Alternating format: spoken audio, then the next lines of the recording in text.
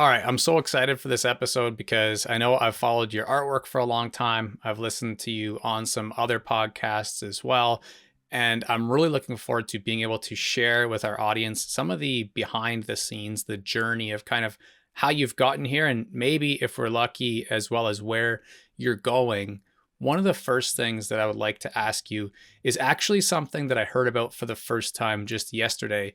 And it was the idea of I heard a creator say the term figuring out his coma problem, meaning that all of a sudden he realized he had succeeded in his business when he could, in theory, go into a coma for a couple of days and the business itself would be fine.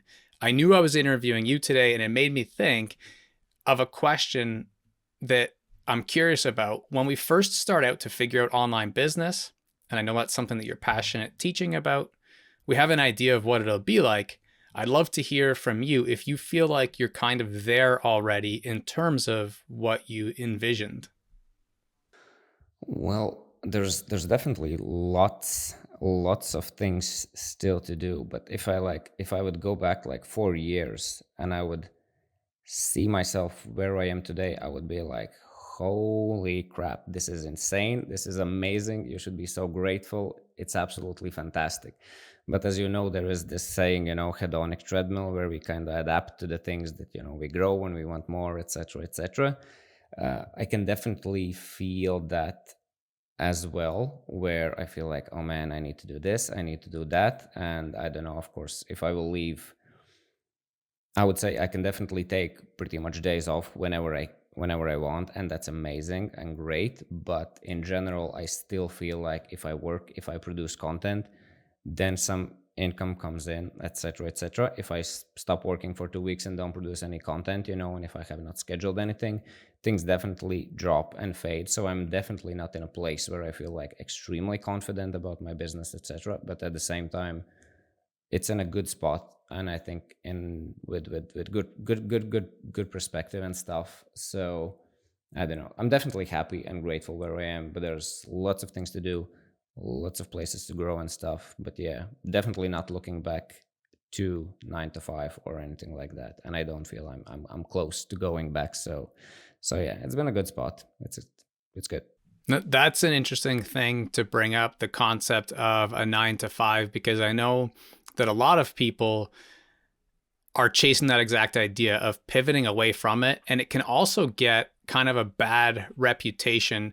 But 9 to 5 is a really broad term. So instead of just one single tweet or something that explains your stance on it, I'd love to hear, like, how would you talk to somebody who thinks that they just want to leave their 9 to 5? Like, what advice do you usually get people that are struggling with that exact question?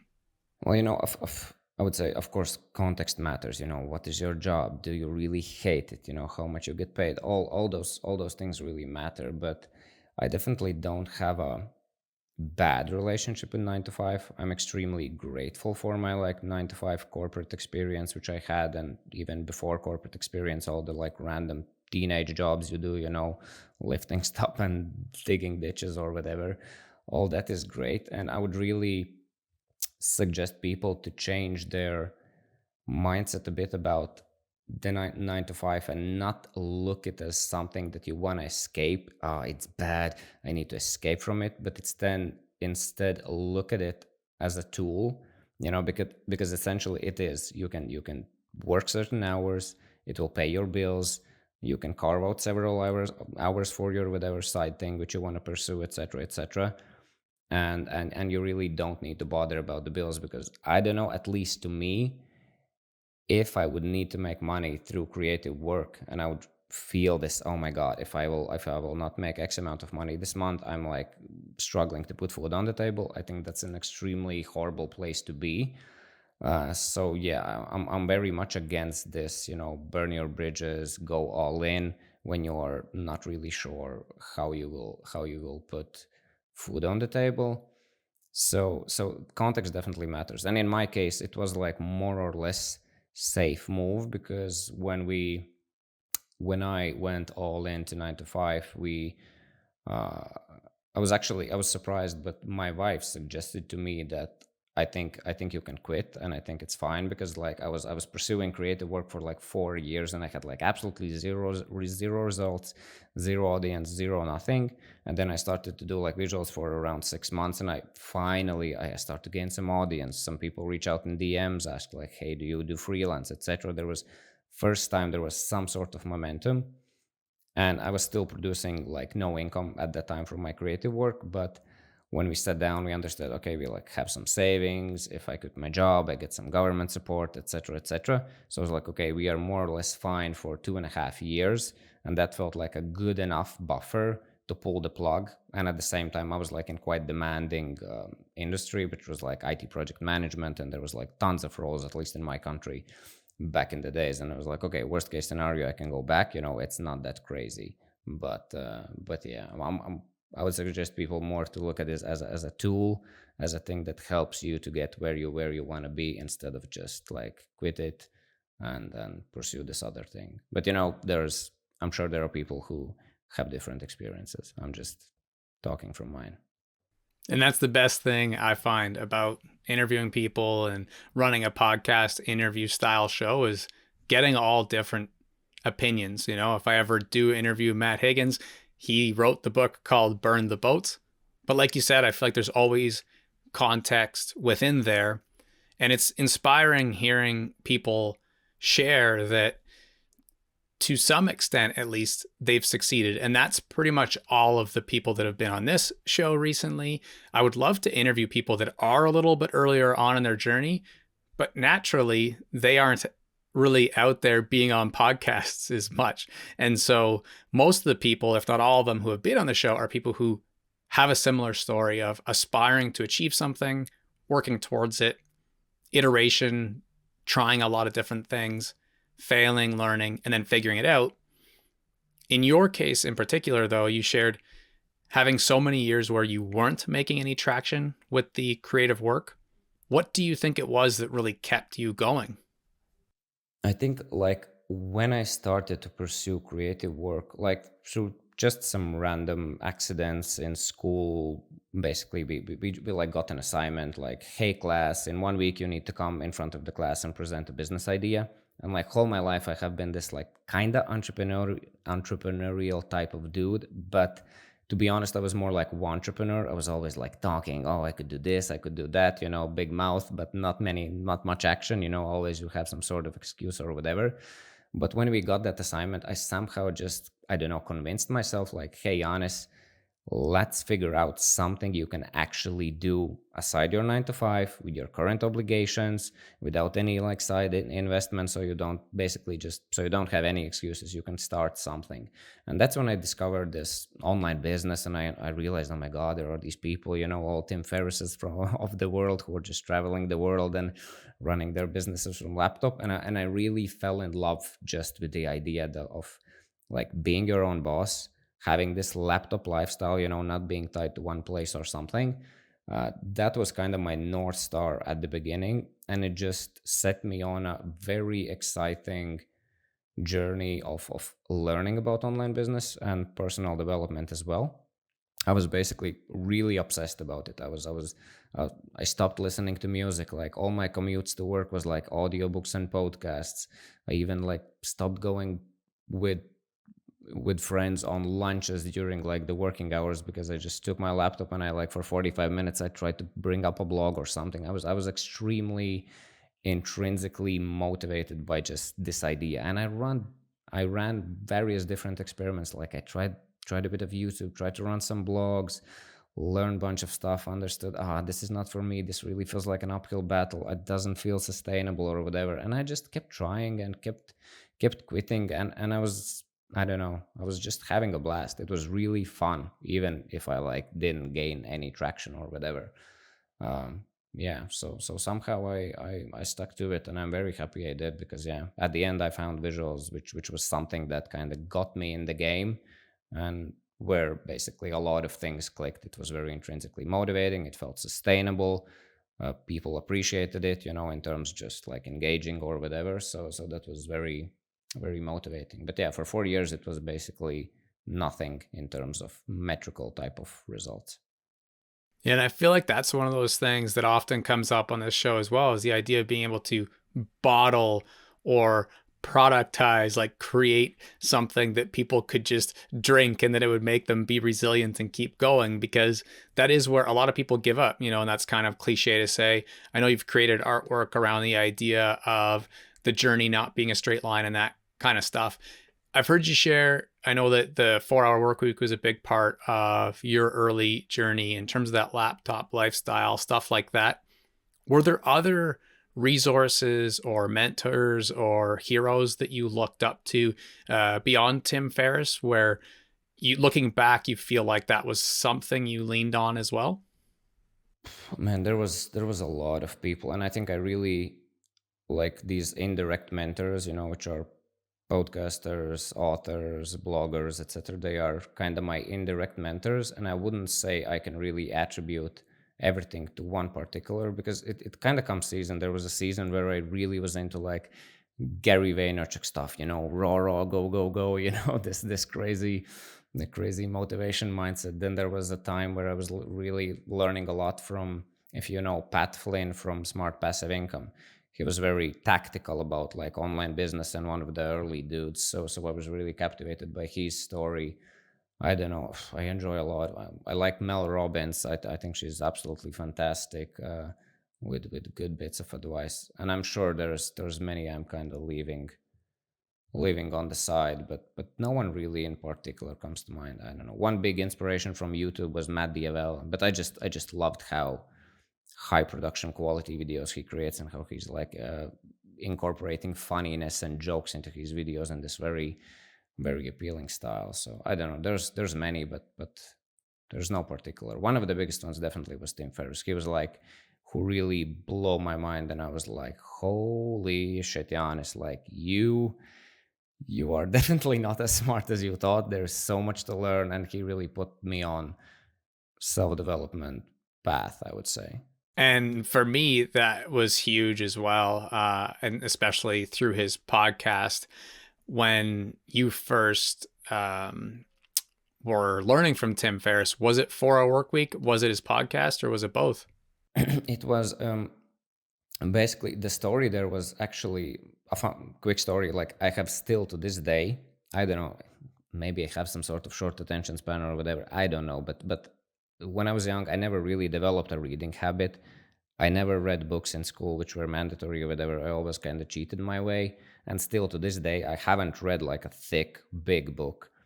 I only consume audiobooks. Now I have few books laying around here and there, and I just skim through some chapters and stuff, but like reading from start to finish, I have never done it.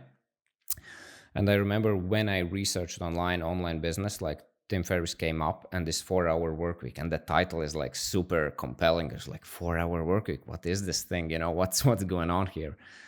And and I was like, yeah, whatever, but I don't read books, so who cares, I guess I will not read it or whatever. And then I listened to some random interview from somebody where they mentioned, oh yeah, like one of my favorite apps is Audible, where I can listen to the books. And I was like, what, you can listen to audiobooks? There's things called audiobooks? I was like, I know it sounds ridiculous these days if you mention something that it was like, I don't know, that you didn't know about it, but it was the case for me. And I was like, oh my god, maybe I can listen to this book. And I still remember to this day, I was like for some reason standing in my bedroom. I was about 2 hours in the 4 hour workweek book, and I really said to myself silently, like, holy shit, Giannis, you've been such an idiot.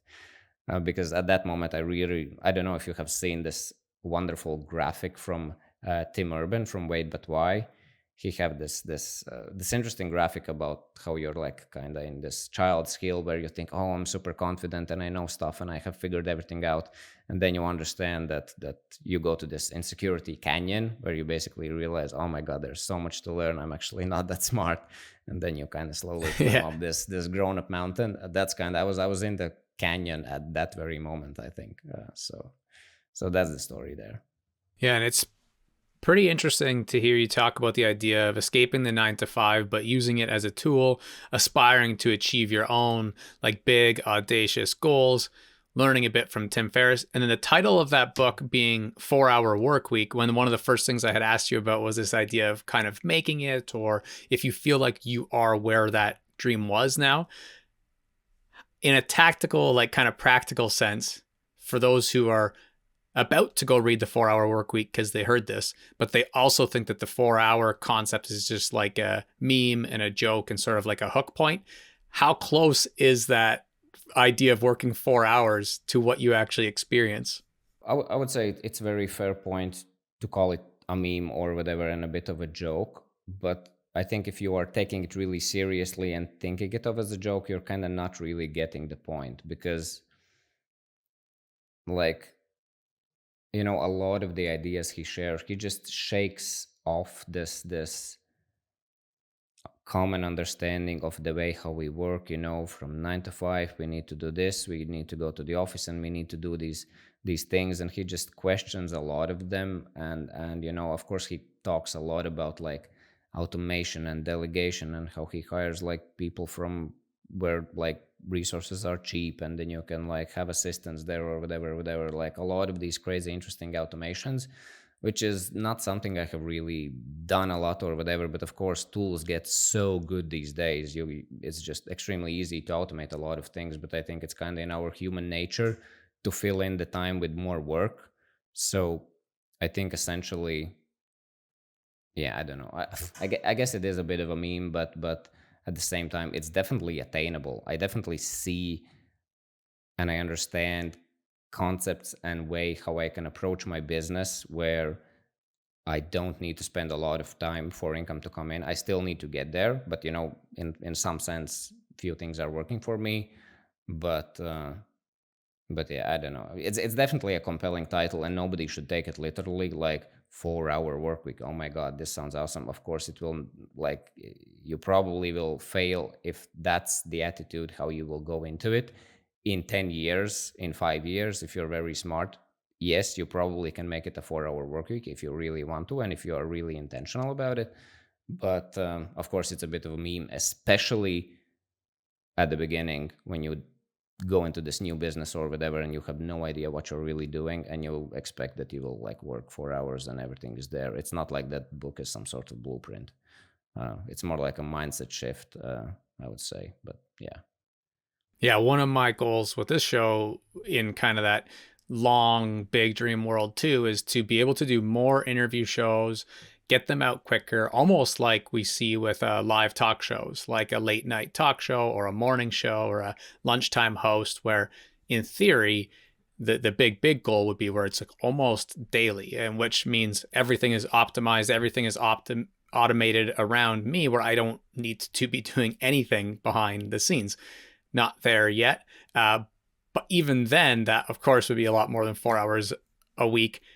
The reason why I brought it up was because I feel like it's really helpful for people to understand like some of the actual meanings behind that book and within it, the underlying messages. Definitely the main thing that I got out of it was being able to optimize and be more efficient and automate things that I probably wouldn't have never thought of this early along in the journey. So that really helped me. It's definitely a must read for anyone into creative slash internet business. And I know that exact term is something that you share in terms of sharing your newsletter sometimes, that you help people learn about creative internet business skills as well as kind of personal development. If you were to create, let's say, like a new course and you had to help people with business or personal development, which one of those would you pick? If you ask me to choose one of those directions right now, I would probably say the online business type of stuff because I feel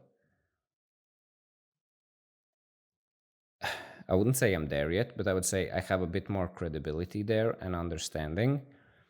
And when I look at my life, like I'm very grateful for my life, etc. But at some points, I'm really all over the place. I definitely don't feel I'm in a position to share people like, hey, this is like how you should like do your days, live your life, etc. I think I would just cringe to death if I would teach something like that right now. I hope I will be there someday.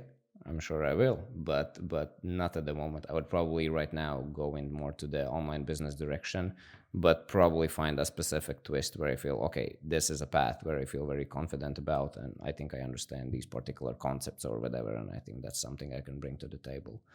Uh, yeah. I definitely can relate when it comes to the personal development piece. I had a, I guess, indirect mentor as well reach out, and he was really kind and giving some advice and asking why I don't share a lot about my own grief journey or anxiety that I had when I was younger, and saying that by helping people with that, I'd be solving a really big problem for my audience, which is the whole idea behind being able to create a category for yourself and stuff like that as a creator online. And I said, because one of my fears is that at any given moment, I could be right back there struggling. His point was that that's just helpful as well, because that's the reality for all of us. But the things you've learned can be helpful to people. So I kind of have found a middle ground where using creativity and content creation to help people with things like stress and grief is where I find I have more, I guess, the right idea is that I can be more of an expert in that, because if I help somebody start writing or podcasting, it's very tangible to me, as opposed to saying like, I can help you feel better. So I can definitely relate to that. When you share the idea of having some things that you think you could help people with business, a lot of people who are listening to this show are just thinking of starting, or maybe they're even a year away from starting because they're about to do that whole procrastination thing where they think of a million ideas and they don't get started. But I know it can be tough to, as the expert, we have the curse of being the expert sometimes. But if you were trying to break down for people some of those things that you think they may end up making as mistakes when they're first starting, or things that you do bring to the table in terms of helping them with business, then what are some things that you would share? I think one thing that comes to mind, which is something I was extremely surprised by when I started to gain some traction in terms of audience, was when you're with zero audience, when you listen to these podcasts, and I know some people might feel like, or they, I don't know, they see me on socials and they see, oh my God, on Instagram you have these 100,000 subscribers or whatever. You are so out of touch. You're just, they feel like you're out of their league and you don't even can approach them or whatever. And that was one of the biggest surprises that I realized, like, oh my God, all these people which you think are like super successful and out of touch and etc etc, and just I'm just this alone guy trying to figure this stuff out and I have no audience, no nothing. You would be so surprised how helpful and approachable people are when you are actually genuinely sending them a direct message and not being some crazy person, but like say some nice things about them. Be human. Don't be with, I don't know, don't come with weird asks or whatever.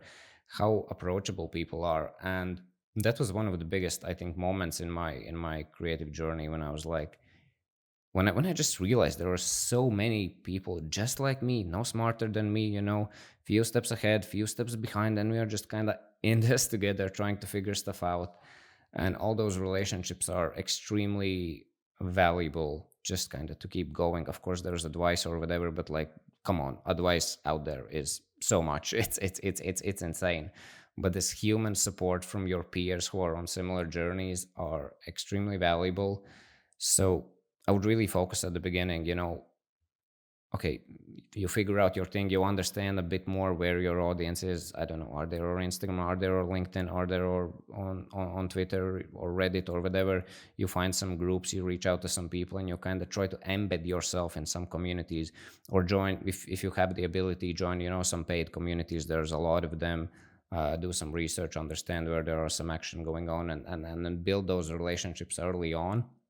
That's super helpful, just to understand, because I think one of the feelings which I definitely felt, which luckily I guess somehow I kept going. I don't know, either the audiobooks motivated me and all these podcasts or whatever, but I felt extremely alone in my journey at the beginning, because none of my, I guess, friends or family around, they were not interested in online business. None of them pursued anything like that. And I think a lot of people feel this loneliness in this journey. So it's very helpful to early on find these people, and you can find them. As I said, like a lot of people with a lot of followers or whatever will actually reply you if you will come up with genuine questions. You can go to their websites, you can go to my website, find my email, send me an email, and I answer pretty much to every email I get, unless you're just sending super weird stuff. So yeah, I don't know, that's one thing that comes to mind. And on your previous point, which you mentioned and added something, I think it's a very important point when it comes to sharing like self-development advice, or pretty much any sort of advice. I think there's a big difference if you create a course on it and ask money for it, or if you share it for free. I think there's a big difference, and I definitely feel fine to like share my stories, or whatever, but I would feel extremely awkward to ask money and then, I think this is the way how to go about this or whatever, or this was my experience or something. I don't know, but I think it's a big difference, and it's very, I think, easy. And I would encourage everybody to share actually their experiences, their stories, their advice, even if they change their mind over the years. That's why we have comments. We can talk about things, and that's how you learn. So yeah, share free stuff.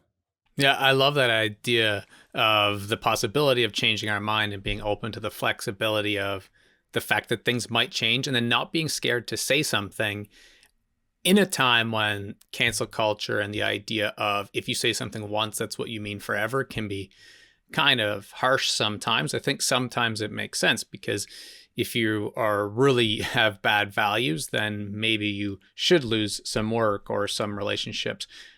Not to go into kind of the ethics of that, but on the very first episode of the show with Buster Shear, he was saying that he's not afraid to share his opinions, and he knows that if he goes on a podcast next week, his opinion might change, but that's what holds a lot of people back from doing a lot of personal marketing, going on podcasts and telling stories, writing Twitter threads, because they're worried, am I always saying kind of the right or wrong thing? And for me, when it comes to that personal stuff, definitely that's why I love Medium. Like writing on Medium, I feel like that's kind of a space where you can just create an article, post it there. Maybe a lot of people will read it and appreciate it. Maybe not as many people will, but it's just a nice way to kind of get things off your chest, sort of. One of the main thing, obviously, that you do in terms of monetizing your educational content right now is the idea of explaining ideas visually. Sometimes on this show, I have a bad habit of getting into a whole bunch of different topics and then never tackling maybe that one that people came here to listen for. So I want to make sure that we do take a fairly deep dive into the course that you have, or for those who maybe want to create some art but don't know how to get started, talking about that idea of explaining ideas visually. So maybe if we could talk about how you got into starting to create in that sort of style. What was it like for you discovering that? The start of it was, I think, the first trigger was, I assume a lot of people who listen to this podcast, they have read some articles from James Clear, the Atomic Habits guy. And often in his articles, he creates these simple graphs or simple charts, just to help explain his concepts. Not super often, but sometimes he does add some sort of visuals to his writing. And that was, I think, the first time when I saw a visual and I looked at it and I was like, I just read this thing and I was like barely understanding it. And then I looked at this visual and it just, everything clicked and it was super easy to understand. And that was the first time when I understood, like, okay, this is amazing. Like, you can actually explain things to visuals, instead of writing. And as I said before, reading was not really my thing. I was really struggling with it. So I appreciated this type of content. So that was kind of the first part where I was like starting to get curious about it. And the next big moment was when I discovered Jack Butcher's work. If you know, the visualized value guy who has these black and white visuals, He's now more a lot in like the NFT type of stuff, and creating a lot of things there. But he initially started mostly by illustrating a lot of quotes from Nolan and many other thinkers or whatever. Just created these black and white visuals. And when I discovered him, he was already like few years in, and I knew it was like his full time thing. So he was kind of proving to me that, hey, there is this guy who creates visuals and have a full on business through this, like through this type of content creation. Because at that point I was still kind of, I had this feeling, and I'm sure a lot of people feel this feeling, where visuals feel like a supplementary thing to an article or something like that. And I was like, I'm not really writing, and I don't want to write these long blog posts and then create some visuals. But then there was this Jack Butcher guy from Visualize Value who was like only sharing these visuals with pitchy one-liners, and I was like, oh my god, amazing. He kind of proved that there is this possibility that it can be a market on its own.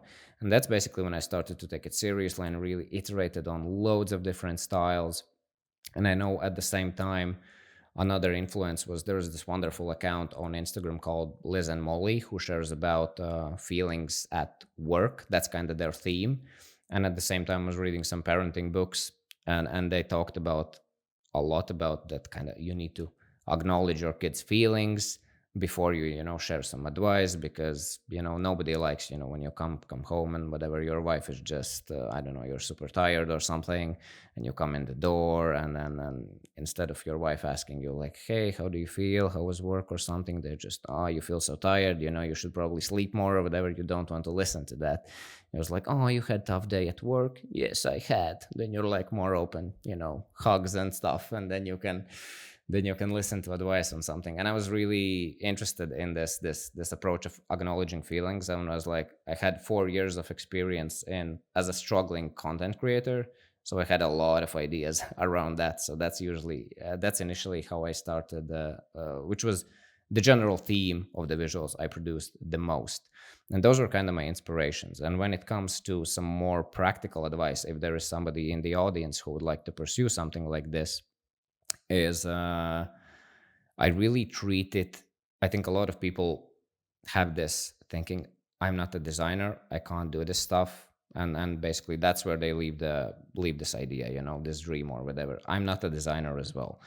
I learned this stuff myself. And as I said, tools these days are so good. In general, all my visuals, which you can see for the past 2 years that I have created, they are done with Figma. I'm using basically a custom made font. I understand layers. I use only one pen tool. You can go watch a Figma tutorial. You can take one of my visuals. You can try to recreate it, learn some Figma basics. It will take you 2 hours. Coming up with the concept is kind of the hardest part, where you mix and match these ideas and you create these interesting concepts. But designing the thing itself is really not that hard. And as we mentioned before, Tim Urban from Wait But Why, his illustrations are so scrappy and crazy. It's just, ugly kids drawings, that anybody could draw. So it's more about changing this mindset of, oh, these are these fancy design pieces of art visuals, to this can be just a vehicle for effective communication. And if you change your mindset to this, okay, this is a vehicle for effective communication, I can make it scrappy, I can make it ugly, let's just try to understand how to communicate these ideas. It's a different point where you can where you can start. And yeah, there's definitely a lot of tactics and tricks. Like I have two general themes where let's say you look at one of my visuals, might think, okay, how did you came up with this? And there's usually two parts. There are thought assets and visual assets. And meaning thought assets would be, let's say you walked on your day, and I don't know, you might have an interview and you are feeling super stressed. So you added to your notes, I'm experiencing a lot of stress before interviews. Very relatable emotion that a lot of people feel. And there's maybe whatever, if that's type of content you create, that could be a piece of content. So you have this initial idea, and then you start to generate like a lot of thought ideas around it. Okay, how do you feel? What things you say to yourself? how do you feel after the event, how do you feel in the first 10 minutes of the event, and then you just start to generate a bunch of these thought ideas and just draw down different things that comes around this one particular concept. And then you can think about, okay, what visual metaphors we could use here. Can we use some bar charts? Can we use pie charts? Can we use Venn diagrams? How this would look if I would put this in a Venn diagram? How would this would look if it would be a funnel? How it would look if we would use a time scale and put it on some sort of emotions on some sort of time scale or whatever, And of course, when I'm speaking this, and if you will go and just scroll my Instagram, you'll say, okay, yeah, I see. Here he used this and that, and that's kind of how you start to mix and match these ideas, and you do your brainstorming session. And I said a lot of things in short period of time, but I hope it gives the gist of how this process comes along. But the basic idea: don't bother about design. It's really not that crazy, and you can learn this stuff in YouTube or whatever. The hardest part is the concept and the idea and just mixing and matching them together. But what I usually say, and what I'm happy that a lot of students report from my course and community, is that it's a very fulfilling type of content creation. Because when it comes to writing, at least I know some people really enjoy writing, but some people it feels like, oh, you need to sit down and for 2 hours just type and write, and it's like, oh, an angry process. But for visuals, if we imagine corporate world, where you go to these blackboards and everybody loves to draw these ideas and sketch things, etc., that is the biggest portion of creating a visual, where you have a lot of these ideas and you're just moving things around and having your sticky notes or whatever, and just trying to mix and match these different thoughts together and trying to figure out this visual way how you could represent it. It's very interesting and fun, at least for me and for many other people. And then you just, of course, first few visuals, designing in Figma or whatever design tool you would use, will be a bit harder. It will take time to get going. But after a couple, you'll start to feel more confident and capable of doing them in like 15 minutes or whatever. Of course, depends on the visual. But yeah, again, I said a lot of things. Any follow-up questions, very welcome. But I hope this was helpful. Yeah, for sure. And it's definitely the gist. And I think I have so many questions that have come from that now that we'll dive a little deeper than the gist, but I can let you catch your breath for a sec, because as you explain that, for me, that's literally how my brain works during a podcast episode. I'm connecting so many different things, and it can be hard for me to stay on task a little bit because I'm probably actually a little bit more of a visual person.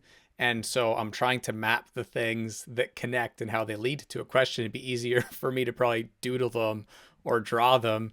And if I were to scroll way back in my Instagram, that was the first, I think it was the very first type of stuff that I made. Maybe it was photography, but then after that, I was using my iPad and drawing with neon colors, super childlike doodles with like quotes, either thoughts from me or famous quotes as well. And then I created like that for a little bit. And then I found podcasting, which is definitely my main thing. When people go to your course, your sales page, they're thinking of taking it, or they're listening to us talk about these ideas, is it something that you typically expect people are signing up to because they want to supplement their YouTube channel, their newsletter, or their blog? Or is it because they actually want to get into the art and design being their main thing? I would say most people that come there are usually aspiring content creators, and the second big portion of people who come are usually some sort of marketers, because what they see online is like, hey, this stuff works, this stuff goes viral, this stuff gets attention, and that's what basically most people want. So they just want to understand, okay, how do you come up with these things? How do you come up? What are like the ingredients of a viral post or whatever? Uh, so those are usually the two types of people that come there. And I would say there's a third portion, which is, I think, significant enough, which is very humbling, that a lot of people, I don't have anything else I sell at the moment, and some people just buy my course and join the community just for the sake of supporting me, because hey Janis, I've loved your work, I've really enjoyed it, I just want to give back in some sense, or I really sorry, I don't care about learning visuals, but this is just kind of my thanks for your work. So which of course is very nice. But yeah, usually it's people who want to get attention to, and like just, they see this stuff gets attention online, and they kind of want to recreate it in some way or fashion. That's an awesome way of giving you a tip. And I feel like you should at some point create basically the exact same course, or but just a specific landing page to marketers. I don't know if you've thought of this already, but the reason is I can see a lot of business owners sending their marketing teams and people that work for them, paying for them to go take a course that's specific to how we would like to create some of the visuals around our company. And the idea of you talking about the course that you have and that people could take to understand how to explain their own ideas and learning and teaching visually is obviously one of the ways that you make money. You mentioned the idea of Jack Butcher, and you're recognizing that Jack was creating as a quote unquote full time thing. So whether it's Jack's, yourself, or other visual creators, I feel like, again, for the true beginner, it can be hard to understand the different ways that you could kind of make it and make money from visuals. So, courses is one. What are the other ways that people could actually move from their 9 to 5 into being a visual artist? One thing, of course, which is a bit of a swap, which is if you can produce decent looking visuals and if you can prove that you can get attention online, it's very likely that you will start to get some inbound leads for doing freelance and doing visuals for others, maybe for massive influencers or for businesses. It really depends. Or one thing is that often people ask is like, hey, can you create visuals for my book? That is like another way how you can make money. But as I said, it's a bit of a swap. It's really kind of changing one 9 to 5 to another. uh, of course, yeah, and that's exactly how I created this first course. Was just I created content online, I created these visuals, and people asked me like, hey Janis, how do you do this? Can you teach me? Can I hire you? Can you consult me or whatever? That was like the trigger which prompted me to launch this course and community, because it was kind of some sort of validation. um, but I don't have a very specific answer how exactly you can monetize visuals. But what I would say, and what I think is a good thing, which I learned kind of the wrong way for those 4 years trying various different things and then going to visuals and starting to build an audience. My general business plan was like, if I will build an audience ethically, if I will build an audience through good work ethically, people will follow me, people will appreciate my work, etc. I knew there will be ways how to monetize that audience. That was just the basic thinking there. And I think it's extremely true. If I don't know how many people like listen to this podcast or whatever, but you build an audience and you build trust, because you're having nice interviews, you're not like selling out anything or whatever, you're not like cringy or whatever. You will build trust with certain amount of people, and they will want to support you in one way or another. And there's various different ways how you do it. I can talk a bit how I look into this in future. Like currently I'm working on a book, and this is again an interesting thing. I've never read a thick book in my life. I have now a deal with great publishers and I'm working on a book because it comes through these visuals. And this is like one of my big challenges right now, just writing. I'm learning about it. I'm trying. It doesn't come easy. Of course, it will be very visual book, but this is just an interesting entrance into this whatever influencer type of world or content creator type of world, just through these visuals, because you can get attention, you can communicate interesting ideas, and then you can start to layer on things. You can I now want to make more articles because I want to leverage a bit of this SEO and not like pumping out socials all the time. So it's just an interesting way of content creation, how you can attract people to pay attention to your stuff, and then you can layer on other things.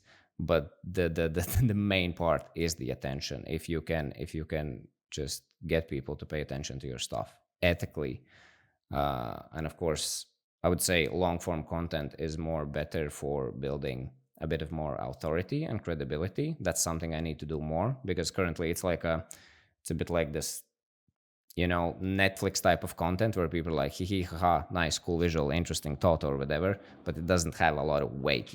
I think people who listen to podcasts get a lot more like build more relationships with you.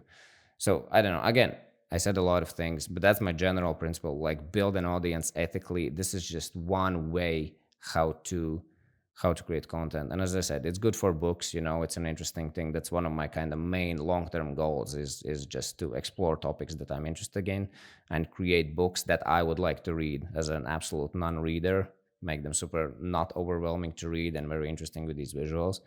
So yeah, I don't know if you have any follow-up questions. I'm more than happy to answer, but that's just my rant on this. Is Yeah, well, first off, I was happy when I saw you post about creating the book and having that book deal because it made me think of the Austin Kleon series, which I've been a big fan of. I think I have 2 copies of each of those books that are always kicking around that I can use to just take a peek at for a little bit of inspiration at any given time. And for me, listening to you share about these ideas of visuals, and I'm also picturing kind of your Instagram and tweets that you've shared and stuff, whereas maybe a listener isn't. But I can ask you to describe it maybe in a second. But before I lose my train of thought, I just want to share quickly that um, when I think of one of these benefits of the type of content that you create, I am thinking about the internet and marketing and kind of, as you said, getting attention in an ethical way. And I think of blogging being very popular, newsletters, podcasts, YouTube videos. And then we've had this huge wave of reels and shorts and TikToks. And I feel like the depth that you can go with the visuals that you create, but that also stop the feed, yet people can learn from really quickly, is a massive part of why those are so valuable. I kind of just had a light bulb go off in my head. And so that's not really a question, but in terms of explaining them, if somebody was audio only right now, or you were sitting with someone at a bus stop and you just happened to not have your phone, how would you explain what these are? hmm, it's a good question. Never thought about it.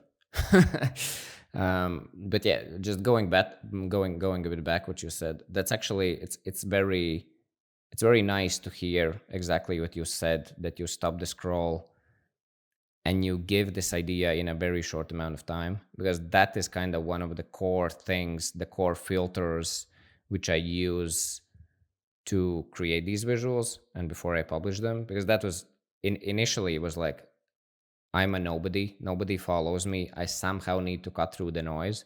And if you make these visuals and explain these concepts in the super simple way, first, okay, I got your attention, and instead of like redirecting you to read some sort of long article, which you probably won't, you can just get the idea, have your nice aha moment or whatever right there in few seconds. And I think that's exactly, it's a nice honest way how it's like, okay, cool, I like this, hit like, check out my profile, wow, more of this cool stuff, again, nice, seems interesting, click follow. That's that's the fun funnel which I initially had as well. So it's very just nice to hear that it kind of works, because that's exactly what you said. But how I would explain it to people who don't have, I don't know, just imagine imagine simple XY graphs, imagine simple Venn diagrams, imagine something a bit more complex than those, and just various different ideas which you would read through a paragraph or an article or whatever. They are just communicated through those visuals. Uh, yeah, it's very simple, but it's kind of hard to explain. I don't know. I will think about this, but go check them out. I'm sure. I'm sure. Um, yeah. No, I don't know. I don't know. Yeah. Maybe you can do a better job here than myself. I don't think I could do a better job. If I were to try and describe, I would say that they are clean. Uh, I was about to use the word simple, but I don't mean it in a negative way. That's why I changed it to the word clean, because I think the thoughts behind them can often be complex and powerful. But maybe they're succinct and in kind of a good summary. And that's sort of what I was saying about stopping the scroll and having people actually gain value even quicker than a reel, which is Yeah. kind of crazy because, reels are supposed to be so fast. Yeah, it's true. I guess what we can do, we can actually explain a visual. We can explain one simple visual, which I think will go out tomorrow. Yeah, I think it will go out tomorrow. But just imagine a simple line where on the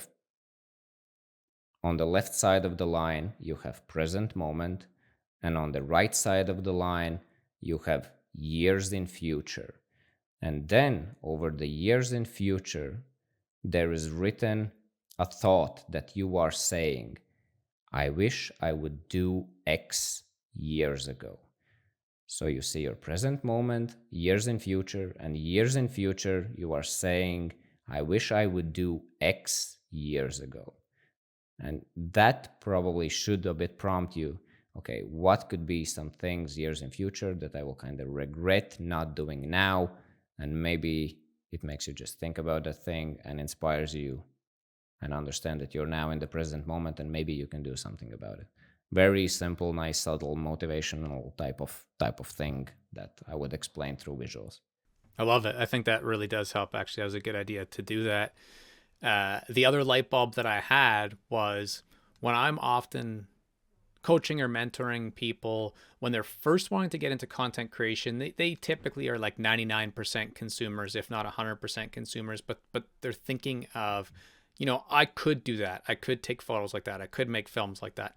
A lot of times I speak to people with kind of three ikigai bubbles or three parts of like a Venn diagram or a triangle. And I think of audio based content, I think of written based content.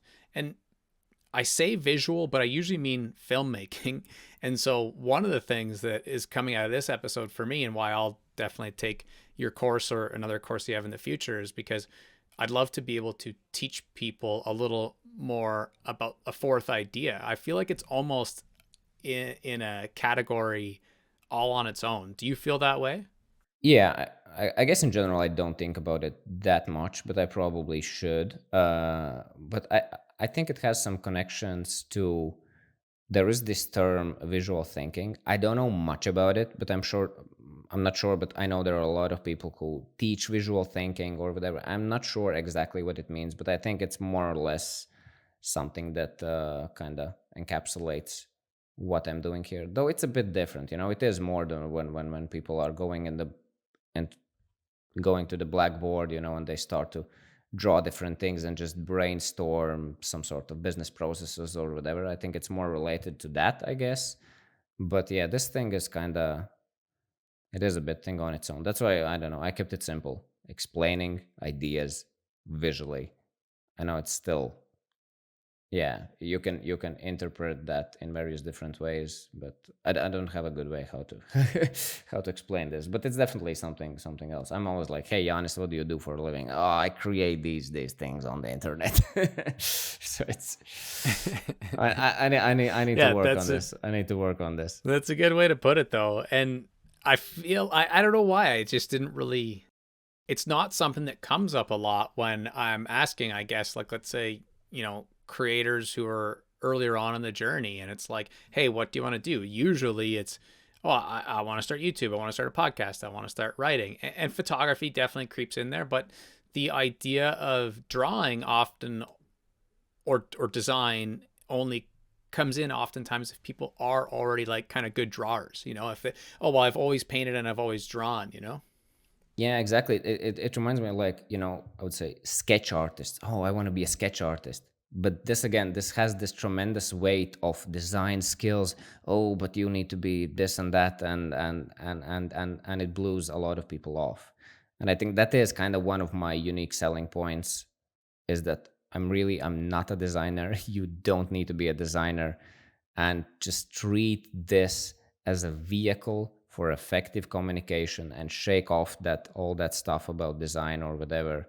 Especially if you use it like a, let's say maybe you run a blog, or you're work in a company, but you want to build some, credibility on LinkedIn and be like whatever established manager or something, and you want to leverage this skill.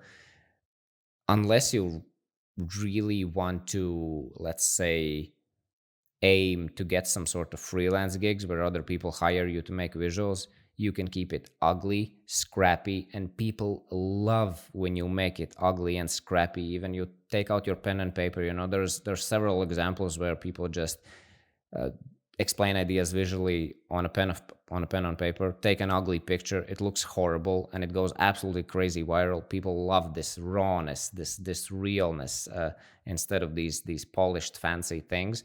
So there's a tremendous beauty in keeping things very like ugly and fresh, and like, hey, there's this concept. So its main idea is about the concepts and to explaining these ideas effectively, succinctly. Uh, but really use and leverage visuals kind of to take things to the next level. A very common mistake I see is people just kind of use this visual representation. For example, you talk about love and something and you illustrate a couple of hearts. It's meaningless. It doesn't really add much to it. You need to really put concepts in the visuals, and that usually kind of pops and makes people, wow, I've never seen this like elegant, presented so elegantly or so differently or whatever. So okay, another rant from Janis. You're very welcome, or not. Yeah. Giannis has some pretty damn helpful rants, though, that's for sure. And when, for you, though, because obviously I think the idea behind all of this is that anyone can get into design, and with enough, it's like the 1,000 pots study. With, let's say you make your first 100 images or your first 1,000 images, you're going to get better and better and better. Natural talent, or talent, of course, is a thing, but we can continue to improve on the actual skill, growth mindset, all of those things. But for you personally, as someone who talked earlier about kind of moving on from the 9 to 5, when you were coming up in school or college or the workplace, were you doing creative stuff, or was that something that you also found later? I don't know. I guess if some friends or school teachers would put bunch of people in the line and say, "Hey, show me the creative ones here," I do believe I would be more to the creative side of people. I don't consider myself super creative, but I guess there is a bit of that, but definitely not on some extreme level where I was like going home or sketching on the side of your notepad in schools or whatever. Nothing like that, but some occasional creative projects were kind of interesting. Or I don't know if there were some interesting assignments in school which I found interesting and intrinsically motivating. I was like taking it really seriously and trying to be super creative or whatever. So there was a bit of that, but nothing to extreme level or whatever. Very normal human, I guess I was, and still am, hopefully.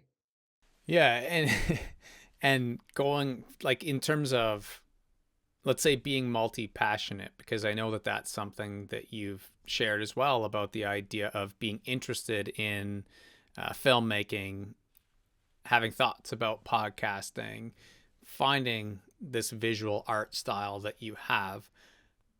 How have you been able to deal with that idea of being multi-passionate to still succeed and be effective enough in building an actual business?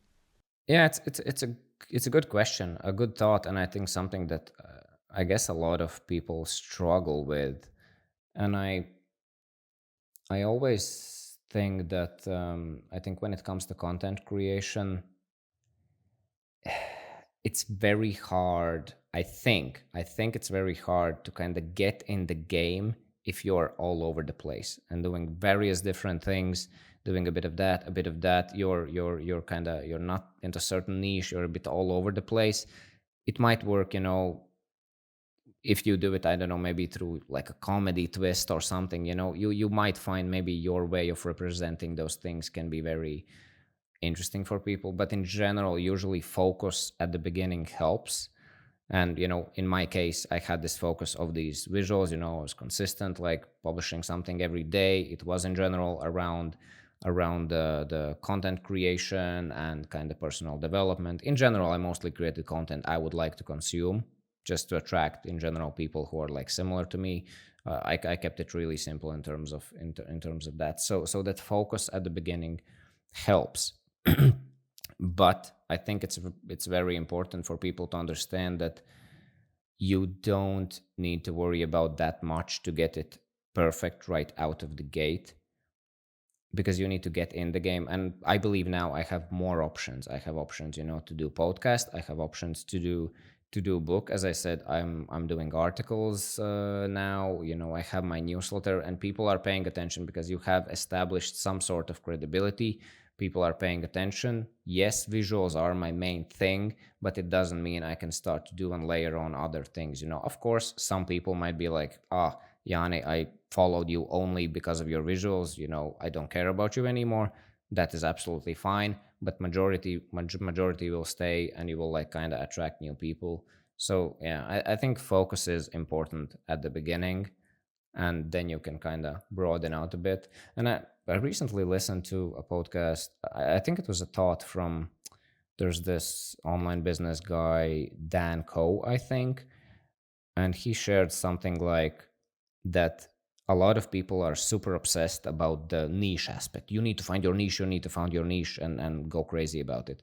And he has this good framework, which I really do agree with, and I try to embrace a bit more of, is like you need to have a niche for certain products, for certain projects. If you're creating a product, you should make it very clear to whom this product is and what kind of problem this product solves. But in general, if you're building a personal brand, you should make it a bit more broad. It's fine if you talk about fitness and you talk about writing and you talk about, this other maybe a bit more random thing. So yeah, don't be too crazy and too obsessed about this niche aspect. But again, at the beginning, I think it's good idea to focus, but you can broaden out later down the line. I think that's at least how I think about it. But I don't know. Or maybe did I answer your question, or I went off track? I think that's like almost a mic drop moment, but I have one more question. uh, and it's just around the idea of, actually, I mentioned Austin Kleon earlier, and I know you talked about making a book that's a little more visual. The idea of stealing like an artist is another topic that, because I'm kind of in the industry of content creation and stuff, I understand what that means.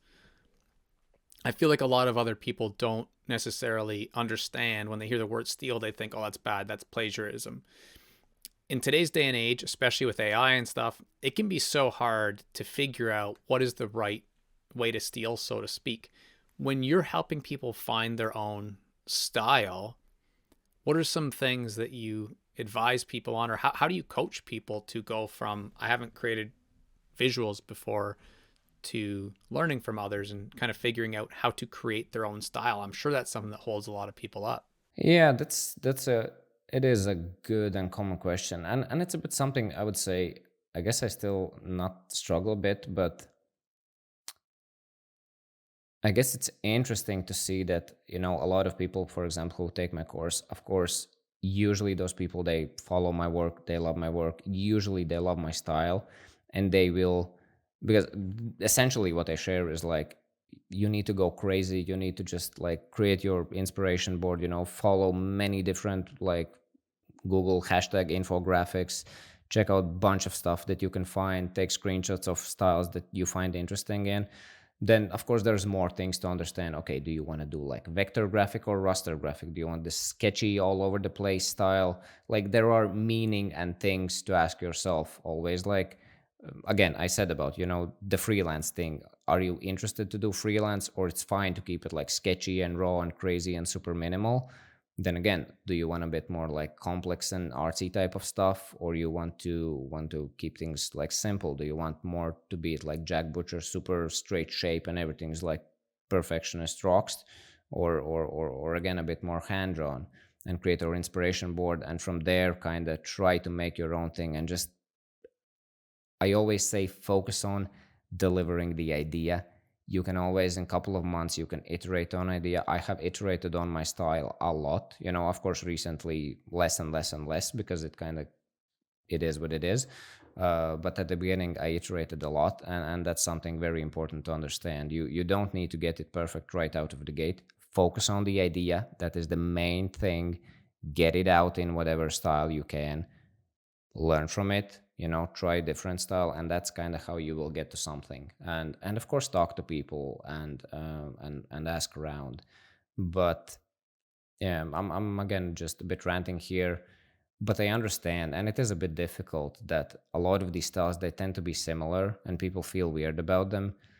But in general, it's like you need to get it to a certain level where it looks different enough, and you just need to move on. You will just it's it's an unhealthy place to be, because you can probably, for every of your article, you could go and find something else. Oh, it's very similar to this one, and I took this idea from there, and I don't know, maybe didn't credit them or something. You can go freaking nuts with this stuff. So I don't know, usually I try to, yeah, I don't know, it's like, when do you credit people, but try to have your own ideas. It's healthy not to be inspired. Maybe at the beginning, it's fine to be inspired from other visual artists, because it's easier to get going, and you get some sort of concept from me, and you put your own idea in there, and then you iterate on it a bit more, and then you build your own assets, and you'll start to be a lot more different. But it's helpful to look for inspiration elsewhere out of your industry, and then bring it kind of inwards. That's often how you create various different how you create more different things. But again, it's a tough question, and I'm not saying this is easy. There is no easy answer to this, but that is more or less the general process. You get bunch of inspiration. You think about why of each aspect of your style, and okay, why I'm doing this, what I value, what is important for me. Ask some feedback. Remember, focus on the idea, get something out, iterate on it, iterate on it, iterate on it, and you will get to a decent place where you're like, okay, I'm happy with this. I feel I'm not like copying anyone.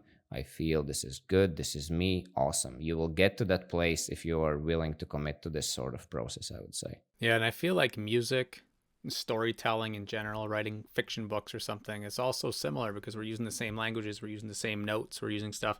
And I'm sure one of the things that's kind of meta but interesting to me is like even someone like Taylor Swift or Post Malone or something, they're probably like, if they were being honest with themselves, and I don't even know if they could, but if they were, they'd probably have, they could almost put their catalog in order about what was like something they really felt was them themselves, and what was a little more along the lines of they were inspired more by something else that they need to credit and whatnot.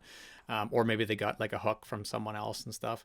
It's really interesting, and I appreciate your take on it, because I feel like it's important for people to ethically steal like an artist to start, or else they're never going to get started, so to speak, because they'll be too busy trying to make the most unique creative thing that they'll never make anything. And Yeah, I think one thing which I want to add, I think which is a helpful reminder to all of this stuff, and I think it's something that Austin Kleon said, that everything is kind of a ripoff, and you need to remember the person that you're being maybe extremely inspired by, and you feel like, oh, it's even like almost too cringy. Remember that that person probably, took an inspiration from elsewhere, and it's just everything is a remix, and most people are giving themselves too hard time of this.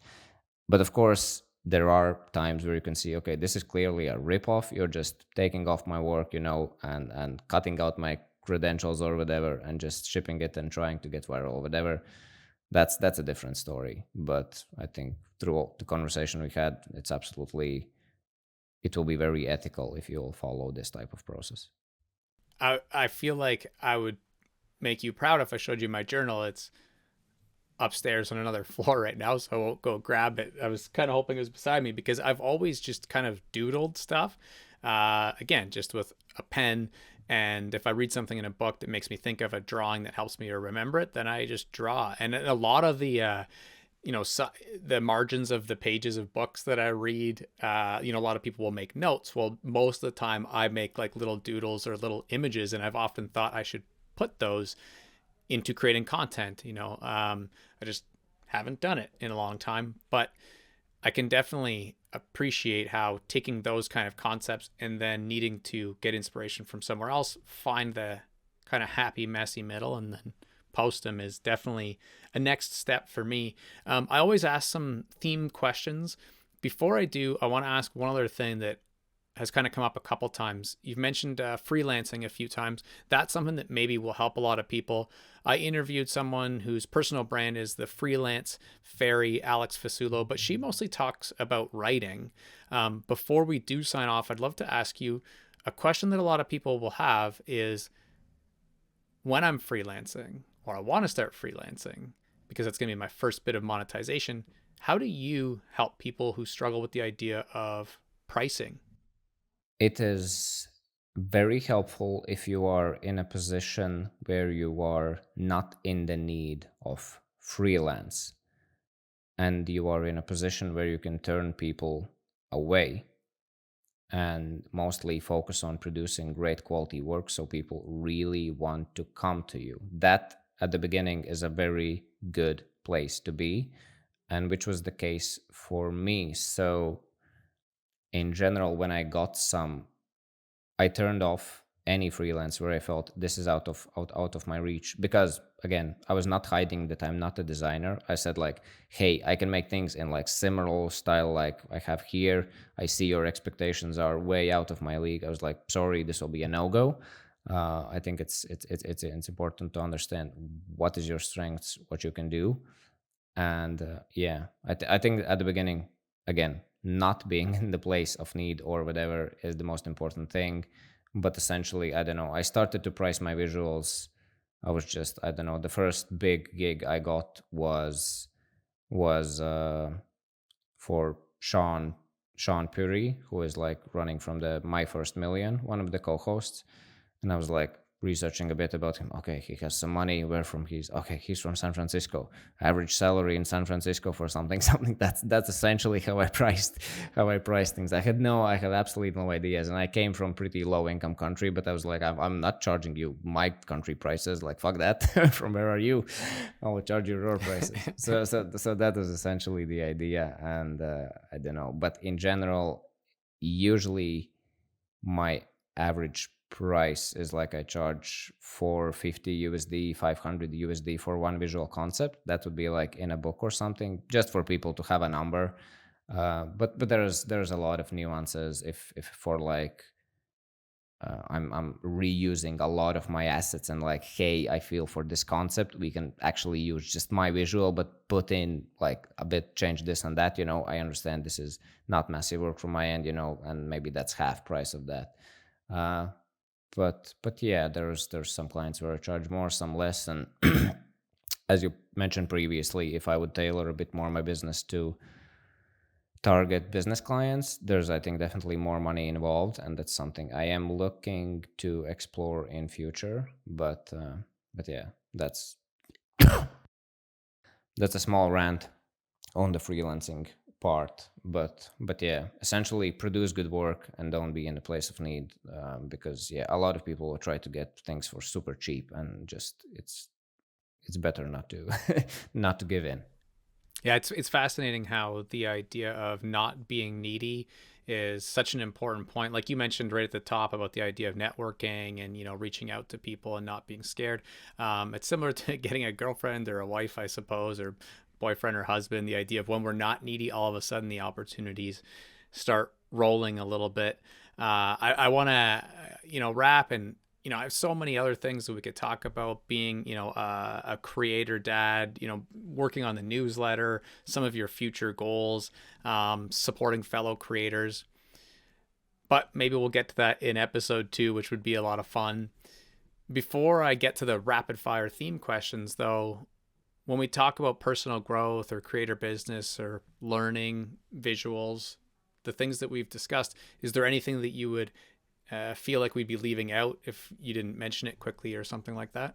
I don't know. There's one thing which I usually mention in podcasts, which is for a lot of people who kind of are just a bit itchy and they wanna pursue something like this, but they're not sure. I've always enjoyed really this quote from Brendan Burchard, which is I believe in my abilities to figure things out, and that's something that has been very helpful for me because essentially you're not really bullshitting yourself, but you're being honest with I believe in my abilities to figure things out. Why I couldn't figure out these visuals, you probably could.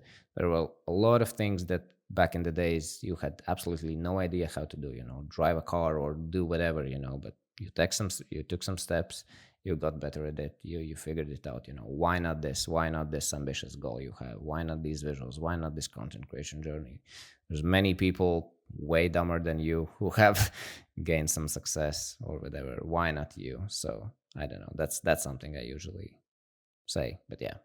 Boom. That is a mic drop moment. And it's close to my heart because for me, I've, like a lot of us who struggle early on in this journey, start to figure out what you're actually creating. And I mostly use Just Keep Learning right now. And that has become the kind of hashtag and the handles and the stuff that I own and only really have time for. But the first thing I started saying was more of a brand around the idea of just tries, because I didn't know anything about anything when it came to the idea of becoming a content creator, but I knew that I wanted to try and that I would figure it out and share whatever I was learning, the sort of build in public stuff. So that definitely speaks to me. The first of the four theme questions is, what is something, could be completely off topic from all of this, but something that you are actively learning yourself right now? I would say book writing and writing in general and structuring the book, because one thing is to put out snappy visuals and who are lacking context and are still like interesting or whatever.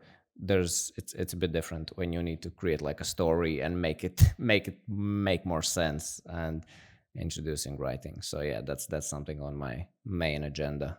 That's awesome. Well, I know you have a lot of power behind that in terms of your creating because you have a book deal, but if you ever wanted a consumer just to read it, to read even a paragraph or chapters, just let me know. That is something that's a bigger part of my background, even though I focus most of my time on the podcast. Oh, I that's awesome. definitely Good to know. love to help you out.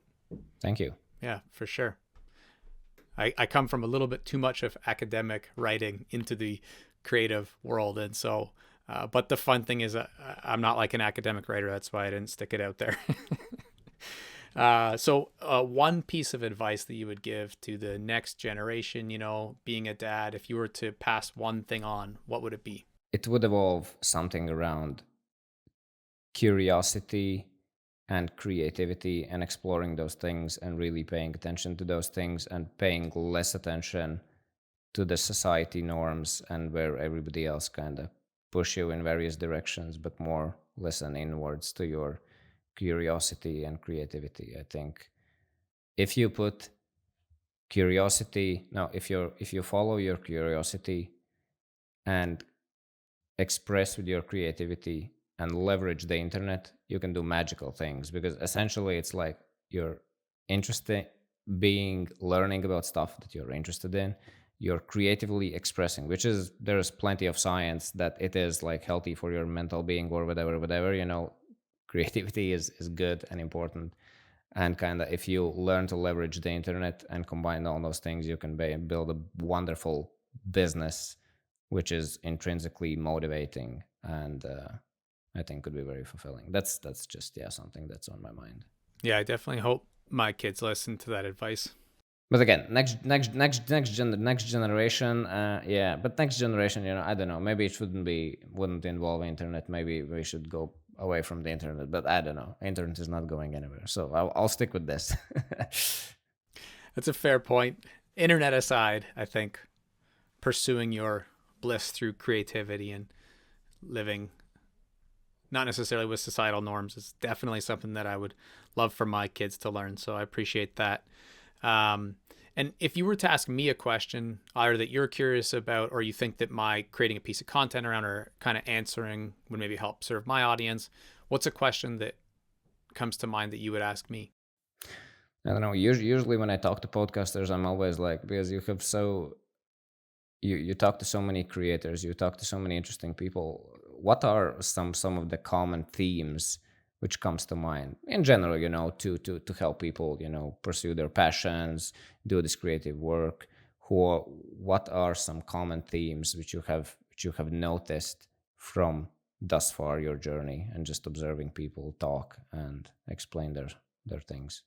One of the very common themes that a lot of people don't necessarily open up about is the fact that a whole bunch of their early iterations didn't succeed, and that when they do share about the earlier versions of, you mentioned earlier that you had started a blog and tried YouTube and things like that, when people share those early lessons, that it really is powerful to the audience, because they're sitting there trying their second or third thing, feeling like a failure and thinking of giving up, not realizing that the person who they are actually aspiring to be is an author who figured that out on his like ninth book. But a lot of people don't know about the first eight. I feel like that's a very, very, very extremely, almost like 100% of the people, unless they were born into money or something, share similar journeys about having to really figure things out early on. The other thing that's good for all of us, and actually, this is something that people say, why don't you talk more about that? Because I have an educational teaching background, is it can be really hard for experts to teach. And you're probably a little more versed in it than a lot of other people because you have a course. But a lot of people who don't have a real tough time even using terms or breaking things down in a way that real beginners would benefit from. In terms of goals and kind of achieving throughout the journey as well, I think that everyone has gone through what I consider the dream blockers, like imposter syndrome and wondering if your work is good enough, which kind of, I guess, to summarize all those, is things like Stephen Pressfield's like Turning Pro, or Rick Rubin's The Creative Act, Seth Godin's The Practice comes to mind, The Artist's Way by Julia Cameron. Those lessons of like, I finally achieved stuff once I committed to just making the thing and shipping it and making it and shipping it. And then all of a sudden the results came later, which is something that you referenced about the idea of monetization earlier, trusting that it will work out. It's another common theme. Yeah, that's good. I really enjoyed your first line of I think I think it's very common, yeah, when we see the successes, and social media kind of incentivizes to share the successes, and we talk very little, only our best friends, though, oh man, but you have no idea what he went through or whatever. But I usually, when we talk about these things, I don't want to make it so dramatic or whatever, but because in general, as I said, if you are genuinely not following some sort of trend, but if you're really genuinely following your curiosity and trying to be creative, that aligns with your value and your strengths or whatever, you can really tap into that intrinsic motivation, where kind of everything else is, if you build the audience, if you build a business, it's a bonus. I know it's stupid to say, if you want to build a business, you want to build a business, but it is a bit counterintuitive, and that's why this 9 to 5 is a helpful tool if you can get, a good job where you have some spare time to pursue this craft and really let that intrinsic motivation shine and put everything else on the side. I think it can lead to great places, but it's you have to have that belief, and need to have that faith, just and keep iterating, keep going, and you can get on the other side. I think everybody can, but it's not easy. I really liked what you said, that you're kind of sketching. I was like, this could be like almost your style. Take it, or throw it in the garbage. I don't care. But I was imagining like you're reading books, and you said you're doing some sketches from the ideas that you learn from the books. I was imagining if you like have the book, and then you take a sticky note and you put that sticky note on that page. And if you can have a nice pen and illustrate that visual on that sticky note, and then you can snap a picture, and it's like, the book text is in the background, but the visual is decently big. It could look like really compelling. I think that could be an interesting style, which I have never seen. It could be interesting. Maybe you can try it out. I will give it a shot. That's the idea of trying things, little experiments and tiny bets. Yeah, I'll definitely do that. That's a good idea. Because I was just about to say that gives me an idea for a visual from this episode that I should create. Because the biggest gap that I find from the audience to those who have been on the show as guests, if there was something that I could identify, it would be the belief that it will work out if you keep following that curiosity versus really doubting themselves. And I think that's one of the gaps that I really try to close with this show. That's good. That's good. I'm looking forward to this. I'm not. I don't think I follow you on Instagram. I need to find you. I want to see those visuals. I'll try and find it because I might not even be. I have two accounts, and that's the idea of bringing these Uh, together and starting to figure out the brand a bit better. I'll definitely send you a message. And the last thing before I forget, and I have to run and pick up my kids, but like I said, we have definitely lots of things to talk about when we run it back on a future episode. Is where and why people could go to find your work. It's a coincidence that you're looking for mine right now. yeah, my work is just. I know my name and surname is pretty complex, but if you can put in show notes my website, which is ozolinsjanis.com, uh, that's there's basically redirections to all my socials and all the other stuff, so you can check me out there. But yeah, I just share stuff about creative business, personal development. Kind of, I've made my little mission statement is that just I one of the like two very rewarding things in my life happened when I discovered creative work and personal development. So if through my work I can bring more people into these worlds, I think I've done a good job and live a good life on the side with that. That's my little mission statement. So if sounds interesting for you, feel free to follow. And as I said, you can go to my website, find my email, drop me a message. Maybe you're an aspiring creator and you struggle with some stuff and you just want to chat with with another creator. Feel free to drop me a message. I answer to pretty much every email, unless you're super weird and just freak me out. But yeah, I answer to everybody. Maybe it takes a bit more time, so feel free to reach out. More than happy to chat. It's awesome. I love how you keep things straightforward and like a good designer or great designer, your website's nice and clean too. It's easy to navigate and find things and understand what's going on. So people definitely should check it out. Until next time, I just want to say thank you so much for taking the time to do this because I know in the world of being creators, we are all busy.